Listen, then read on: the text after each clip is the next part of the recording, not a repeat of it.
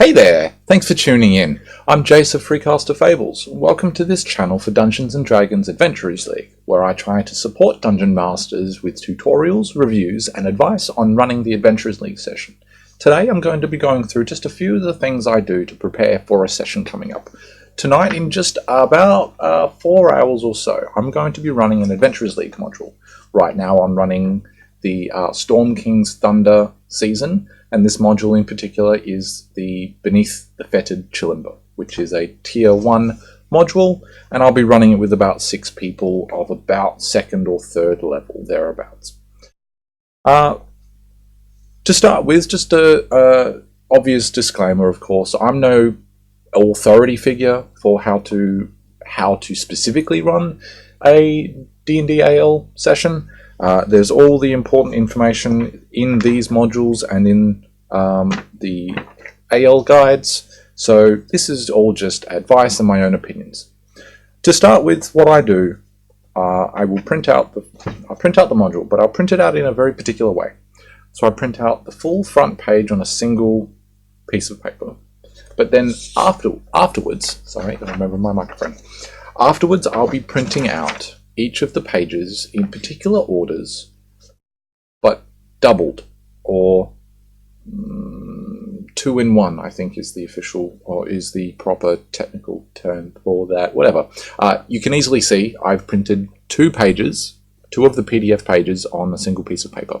Simply put, it just means I can see more of the content without having to flick through pages, and we all know that flicking through pages, losing information is the not the bane of existence, but it's really hard to find information at the best of times. So I do that. If you didn't know already, there's beginning things in a lot of the modules, maybe all of them. The beginning things in each of these modules, they tell you how to help prepare for your adventure, before play at the table, adjusting the adventure, and then running the adventure. Things such as you are empowered, challenge your players, mind the time, and keep the adventure moving. And then it gives a little bit of information about the adventure background, so on and so forth, and what happens if characters die. Now, what I do, next step, well, the process I go through when I print things is I will print, I'll take a little bit extra time. I won't just print everything on 2 pages. I will print out specifically, and I'll choose different pages. I'll print out the first portion of the document before the specifically part 1. I'll print out before the part 1 all the overview and instructions and things, and I'll see if I can find the NPC summary towards the back. I will print that out in addition to the rest of the things, and I'll make sure I try to print things so that I'm not losing too much space. I will go through and I will print all of the parts of the adventure, part 1, part 2, part 3, blah blah blah, and I will have any appendices such as player handouts, like a riddle or a note or something, and I'll print those out as well. They'll stay separate, they might get cut out, things like that. I will make sure I have any maps. Come on. Make sure I have any maps printed out. Sometimes I print them on a full page because they might have a lot of detail, or it might be a smaller scale. This one is 10 feet square. And then I will also print out my certificates. Now, printing out your certificates and cutting them out into nice little rectangles for your players is not essential.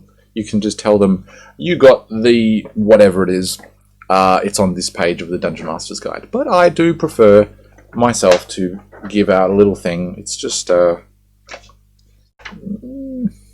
tangible benefits are better than just writing a thing down.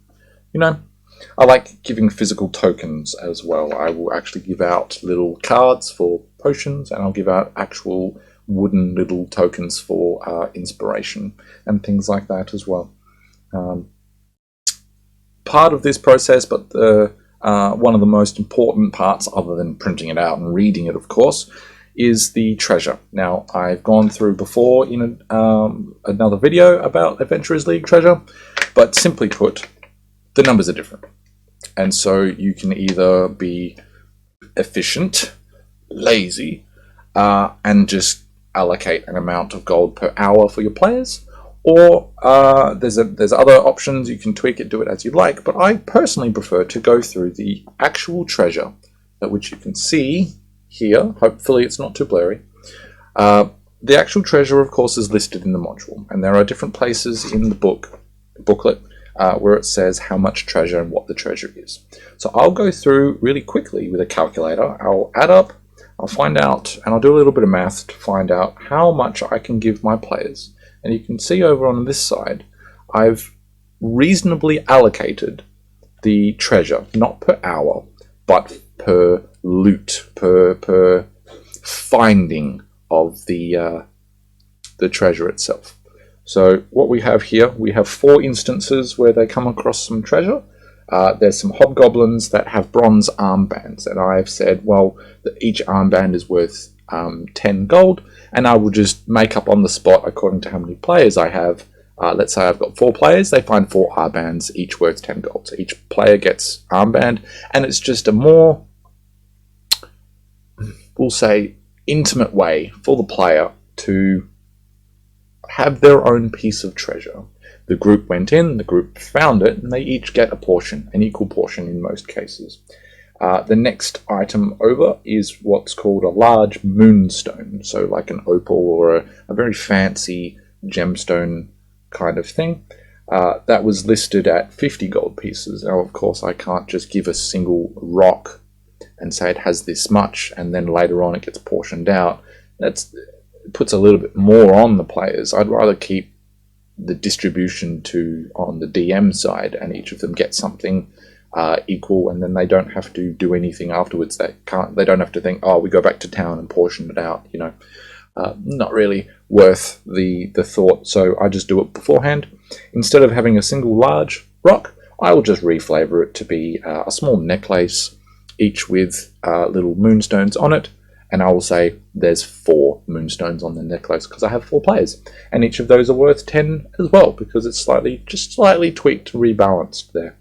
Later on, they come across a dwarf with some gold beard clips in his beard, like you might have seen, like the Viking rune stones, the little cylindrical things that you can pleat or braid your beard into your beard. So I'll describe them as like that, as well as jewellery, and it will total 25 gold per player. And I'll just say they're able to get an equal portion as they do that. And later on there is some more jewellery that's worth a little bit more, and that is 35 in this case specifically. There is also a magic item that will be, of course, given to a player. This one, it's a good example actually. This one is found towards the beginning of the module, and so one single player will get that magic item. Later, after the adventure, all of the others will be able to pick it up if they feel like it, but they might have to swap out another magic item. In this case, I believe the correct way to play it is a character will only be allowed this magic item. They'll have to take off their other one, and they'll use this one instead, but they'll just have it in their bag. And then at the end of the session, they'll have to decide which one they keep. I believe that is the correct way to do it. That's how I'll be doing it, and that seems the most fair, in my opinion. There's no renown, downtime is a set amount, DM rewards are the same as what the players get, and so I've just crossed out those parts of this document. Now that is my first part of the document. That's my referencing thing, and then once I've gone through that just to make sure I know what the treasure is, I will have that returned to the treasure part. When they come across the treasure, I'll look at that and say, you get this, otherwise I don't use it. This next part, and luckily there's only a second piece in this, and this will be much quicker because I won't go through the specifics so much. This is the actual adventure itself. There is there's 3 pages here, but in fact it is 6, of course, because I've doubled up.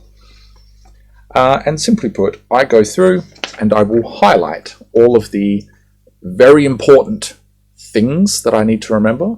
Usually they'll be keywords, topics, or words I feel that could potentially have been the header or the topic as well. I'll highlight those very important words, buzzwords, and I will highlight the mechanical things, such as when a check is required, such as here I have the DC 12 perception check.